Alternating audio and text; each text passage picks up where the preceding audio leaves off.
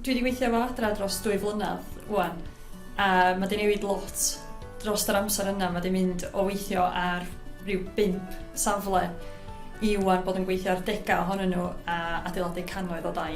Rydym yn gweithio ar dipyn o prosiectau cyffroes ar y funud. Rydym yn gweithio ar rhai o prosiectau mwyaf erioed o ran adeiladu, lle mae gennym ni un safle Wrecsam sydd yn 99 o dai, sydd yn rhan o safle hyn o mwy, ac hefyd mae gennym ni 2 prosiect sy'n adeiladu fflatiau, un yn Bangor, un yn Pwllheli. Peth gorau am weithio i adra ydy cael y cyfle i weithio o'r cartra a chreu cartrefi newydd a modern a product gwych ar gyfer pobl o Gogledd Cymru. Yn ystod y 2 flynedd dwytha, rydw i wedi bod yn astudio wrth weithio. Mi roedd adran rhoi cyfle fi fynd unwaith yr wythnos i brifysgol ac i astudio fel quantity surveying neu surveyor meintiau.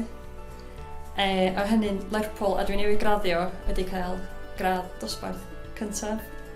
Oedd hynny, lot o hynny lawr i'r help geisio i gyn adra.